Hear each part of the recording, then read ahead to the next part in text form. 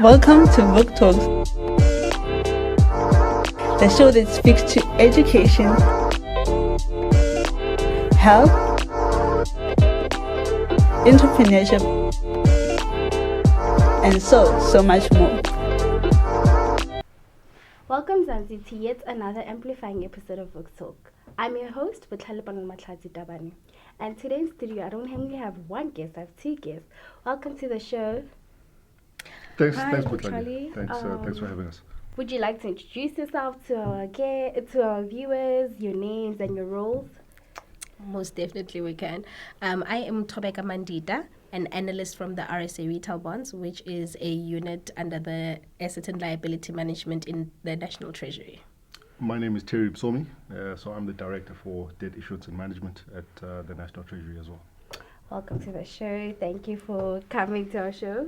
As we wrap up July as a savings month, how important do you think saving is in South Africa? And how do you guys think we got here? And give us more on that. Look, saving is very important for any nation. So if you look at economic literature, you'll see that there's a link between the level of savings in an economy and economic growth. So to put it simply, the lower the level of savings, the lower the economic growth. So from that perspective alone, it's quite clear that it's important that South Africa develops a culture of savings. If you look at South Africa historically, we haven't really been a nation of savers at all. If you look at the gross national savings rate, which is a measure that includes both corporate as well as personal savings rate, it's at around 13.6%, right? And that's low relative to some of our emerging market peers. So if you look at a country like Brazil, it's at around 17%, which also explains why Brazil has a much higher economic growth rate than we do. If you then strip that gross national savings rate down to the personal savings rate and you look at that in isolation, you'll see that that's around 0.5%, which is tragically low, right? And if you look at it from year to year, you'll realize that it fluctuates between negative 0.5% and positive 0.5%, which means that essentially South Africans are unable to save. And for the most part, they need to use debt in order to get by every month. So as tragic as that is, there are a number of reasons why that's the case. If you go back to the pre-1994, right, pre-democracy, you'll see that a lot of our people, the majority of South Africans, just didn't have access to high-income job opportunities, right? And it's only post-1994 where you started seeing an acceleration in the majority of our people getting access to the type of high-income opportunities that then, at least make available the disposable income, which can then be directed towards saving and investment. So that's a major reason. The thing is, though, if you look at that period of time, as our people were starting to get access to these opportunities, you also had inflation rising quite high, and it was in the double digits. If you look at the 90s, inflation was at around 14-15%, and consequently interest rates were in the double digits as well. If you look at 1998, for example, the highest level of interest rates that we've had was around 24%, which is extremely high if you compare them to where they are right now. And so in that situation, even if people are starting to increase their incomes, it becomes very difficult to have disposable income to save. And so that's the historical perspective, in terms of the savings environment. If you look at us now, interest rates are much lower than they were back in the 90s and 2000s, but they are still relatively higher than what most South Africans are used to. Interest rates also, we're at 8% or 8.75% in terms of the central bank rate, and inflation is at around 5%. It's relatively lower, but still, the cost of living is still quite high. You look at things like the fuel rate, or at least the cost of fuel. It's quite high, which then impacts other elements in the economy, which makes it difficult for people to save. So there are legitimate reasons why our savings rate hasn't really been that high historically. And so I'd say going forward, there are reasons to be optimistic. So the first thing is that interest rates will start coming down, whether it be this year or next year. the Reserve Bank has already kind of signaled that interest rates will start coming down. And so that means that people will start having a little bit more disposable income to save. And then secondly, from an economic growth point of view, there are a number of interventions that government has made, which I think will result in higher economic growth going forward. So if you look at Operation Vulindlela, for example, Operation Vulindlela has made a number of reforms in the transport sector, communications, the water sector, and all of these things are going to create a conducive environment for economic growth to start increasing. And that means that from a savings point of view, people are going to have much more job opportunities than they've had in the past, and that will improve the level of saving in the country. So there's some good, there's some bad, but I think going forward, there's some positives that we can look at. I think as a young person who's been accustomed to saving for small things, like I'm saving for shoes, I'm saving for a bag, what is saving in a more financially mature way? And how can you explain that?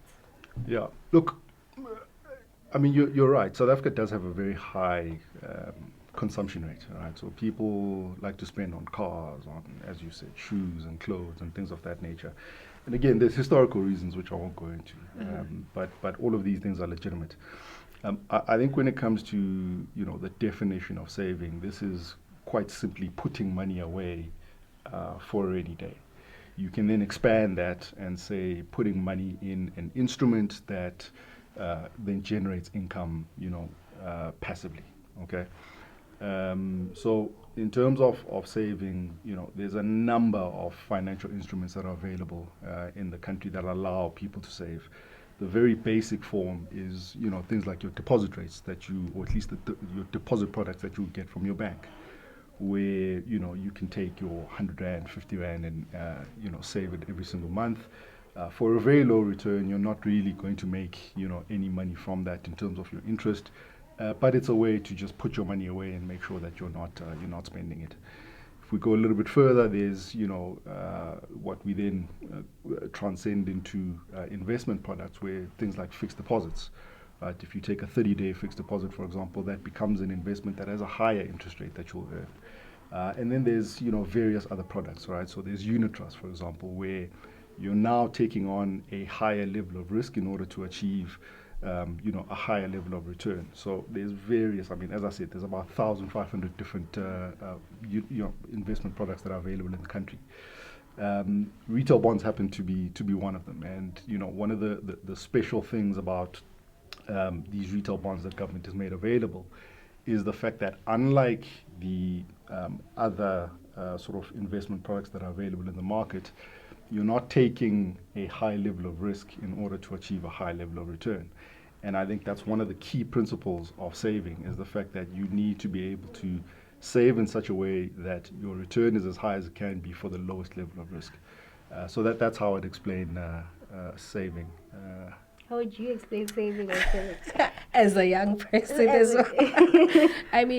Terry nailed it, So I always like making an example that saving is as good as you taking cash, just putting it in a piggy bank.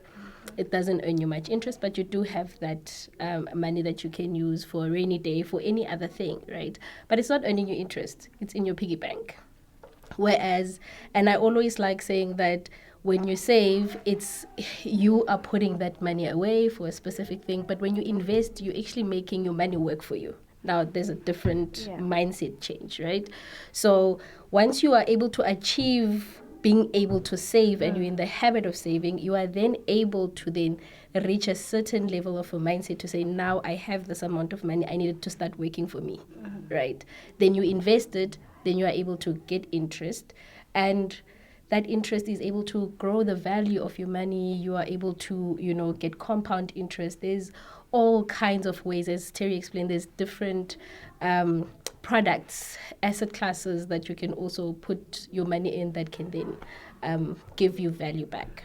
I think a lot of people are not as well educated about saving and investments. And how do you think people can be educated, and who do you think is responsible for educating them about such things such as savings and investments?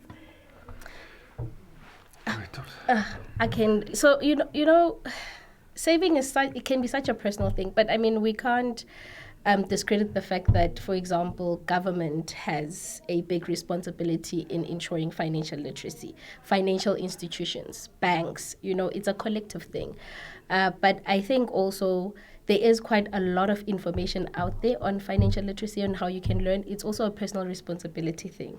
I think when we grow up, our parents teach us, put money away, in a piggy bank. You get used to that. But for some reason, you lose it when you start earning, because then you start thinking, more money, I want this, I want that. Then you forget the saving that you were taught.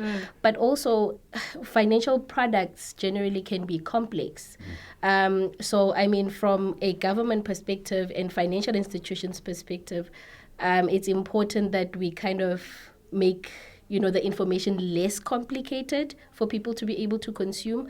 But there's also a personal responsibility to say, I am getting this amount of money, whether you are employed, unemployed, but how do I use it? How do I make it help me for my future? So then you also have that personal responsibility to go out there and say, I want to know more about this. I mean, just to add to that, if you look at school curriculums, and Thobeka will correct me if I'm wrong here, we've added information on retail bonds in school curriculums in order to try and do exactly that, which is to teach as many people as possible through the education system about saving. And, again, as Thobeka said, the majority of financial products in the market are extremely complicated. Because there's various layers of asset classes and various layers of fees, people just get confused. And in fact, again, there's a lot of research that's been done here where, it's been shown that the more complicated your financial products are, the less likely people are to save, right? So they'll just put money in a bank account where they know they can access it at any time. And that's partly because of, just how complicated some of these financial products are. And so that's one of the reasons why retail bonds were created by government in the first place, is to give, South Africans and savers in general just a very easy to understand, very accessible investment product that they can invest in. And it's now been added to the education curriculum. I think it's grade 9, if I'm not mistaken. To try and reach as many pupils as possible. Hopefully, going forward, they'll have that knowledge and they'll be able to make better decisions. What is a retail bond? Like, I know, I know a lot about it, but I've never heard of it. So I'd just like to know what's retail bond. So that's actually, we get that quite a lot. So RSA retail bonds, essentially, they are government bonds. So they were created in 2004 by the Minister of Finance. And their main purpose was to give regular South Africans accessibility to be able to buy government bonds. Right. So now it's a product that has been created that enables you to put away money and get interest. And you are essentially buying a government bond, meaning you are borrowing the government money, right? So government is promising you to pay you back your money with a certain interest rate. That's essentially what RSA retail bonds are. We've got different types of RSA retail bonds to meet different needs. I mean, we've got a fixed rate RSA retail bonds. You can calculate to the cent how much you'll get at the end, right? Which is what a lot of people want. They're like, I do have this money, I don't want to lose it. How much am I going to get exactly? I want to know what I'll get at the end of 2 years. You are able to do that. We have an inflation-linked product. As Terry was talking about inflation, that, it has gone from double digits. Yes, now it's around 5%, but it's something that, it eats away the value of your money. So we do have a product where you can invest in the inflation-linked product and it protects the value of your money. We now have also a top-up bond, which was solely created with, the majority of South Africans in mind, especially the youth, because and I don't like using the word excuse, but the issue is sometimes when it comes to investment, you want to put in a big lump sum, but sometimes you do not have that, right? So the top-up bond kind of allows you to start with a small amount of money, 500 Rand. You can add on to it 100 Rand at any time. Our products are flexible, especially the top-up bond. It allows you to save when you have money, right? And still get the benefits of getting a very high competitive interest rate at no risk. So that's what an RSA retail bond is. Essentially, it's a government bond. You're borrowing government money. We are saying we'll pay you back your funds plus interest, and you don't have to worry about you losing your money. Yeah. I don't think many of us realize that we have a problem. So I would just like you guys to expand on what is a financial health check and how can people go get a diagnosis, if, I can put in that word.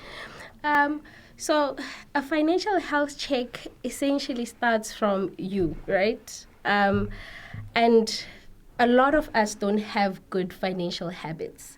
And it starts from understanding basic things. It starts from understanding a budget. You've asked the question, what is saving versus investing? Understanding those kind of concepts. Interest, right? It's good to understand how interest works. How interest rate works for you when you're investing or works against you when you are in debt, right? It's understanding those simple, things when it comes to financial management. But essentially, for you to do some kind of health diagnosis, we've got various structures here in South Africa. We've got financial advisors that you can consult to say, look, this is my financial situation. What do I need to be getting? What do I need to do? I don't know how to do a budget. There are various resources. The FSCA has certain resources where you can use their templates for budgeting. So there's quite a number of things that you can do if you'd like to get an analysis and a diagnosis as to what you need to do. Yeah, if I can add to that, a lot of us have laptops, right, that we use on a daily basis. If you look at something like Microsoft Excel, right, Excel has templates that can actually show you how to budget. And this is quite an important element insofar as understanding what you're spending, what your income is, what's not necessary that you can maybe cut, where the sort of possible sources of income can come from other than, your main source of income, which is your job. So those tools are there. If you look at some of the fintech solutions that exist, there's a very innovative solution called 22/7, which has been around for quite some time, that will automatically link to all your bank accounts and then tell you what your spending is, what are your expenditures and what are your incomes. Certain banking institutions as well have the same type of sort of automated assessment system. So if you use Discovery, for example, even ABSA has something of this manner, where it just does an assessment of your assets and your liabilities. And this is something that's very useful. But I find that a lot of people just don't pay attention to these things, right? You just use your bank account to do withdrawals and take your money when you need it, deposit when you need to. You don't really look at those tools, but they're quite useful in understanding what your financial situation is. So there's lots of tools available. Yeah. A lot of people can say that debt is the reason why they aren't able to save. How do you think, as debt collectors and financial advisors, can help protect people from getting themselves into debt? Because that's one of the major reasons why people can't save, because this. So how are people protected from debt, and how can people be advised not to just dive in debt? I think when it comes to that, South Africa has a lot of structures. There's the National Credit Regulator. There is the FSCA that regulates certain financial products. The National Credit Regulator regulates how, financial institutions offer debt, right? You can't offer too much debt for a person who can't pay it back to you, There are certain things that once a person is already in debt, there are different stages. There are people that start off. There are people who are indebted. There are certain regulations that assist people to be able to get out of that debt, right? But I think, especially for young people, the one thing to understand with debt is that you are robbing your future self more than anything. And I think aside from, getting all of these regulations in place, the financial literacy portion is most important, because debt is very easy to get.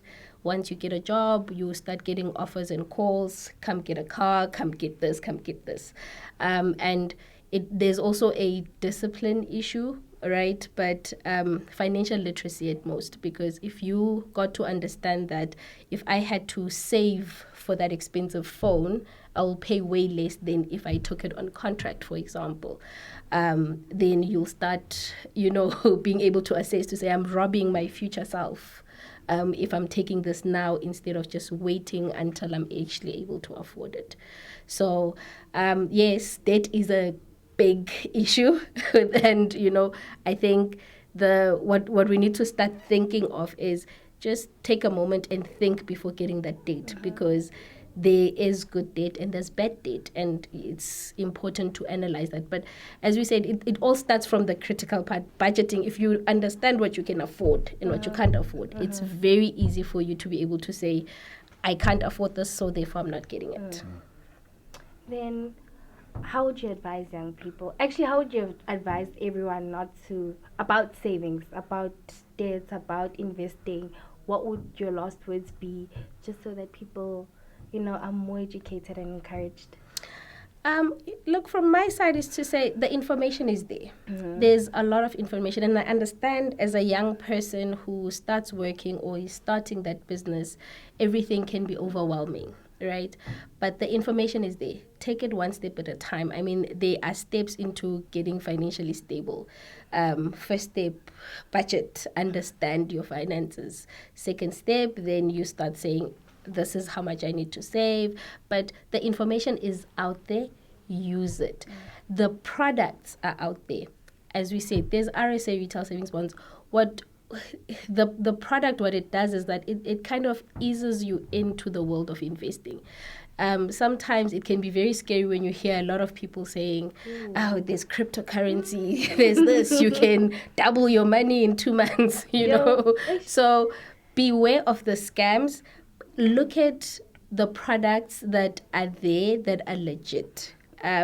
Look at things like RSA retail bonds that can ease you into investing. You will get to understand a whole lot more about how does interest work, how do you calculate interest, what does risk look like for you as an individual and at large, So the advice essentially would be, look at that information. It's important. A lot of people don't know that it's July Savings Month. Yeah.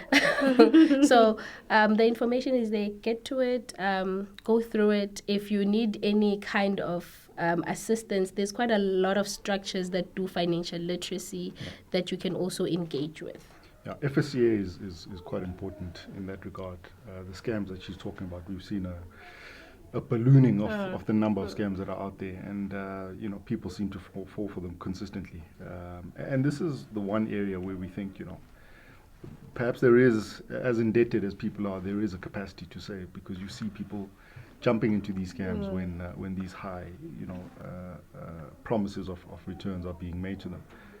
And if you look at the Stockfell savings culture as well, there is that capacity, but people often get scammed. Where people disappear with your money, or unfortunately with the crime situation, people get robbed of those monies. So that capacity is there, and I think something like the FSCA's website is very, very crucial to understanding whether or not what you're investing in is legit or not. So people need to use those types of vehicles. Any websites, social media handles that you guys know of that you can just give to our viewers so they can get more information? I'll give you the RSA retail bonds details. So you can go to our website, which is www.rsaretailbonds.gov.za. There's a whole lot of information on how retail bonds work, how you can invest in it, and how it benefits you. We do have a helpline as well that you can call. But I think if you go into a website, there's a whole frequently asked questions. And I mean, you can always go to our Treasury website, so www.treasury.gov.za. You'll have all those links available to you. Going to the FSCA website, there's a link there, so you can use those kind of platforms. Okay. Thank you guys so much for enlightening us. We promise to do better financially and save more. Zanzi, it was yet another uplifting episode. Remember, the future is yours. Vuvuzenzele. Thank you.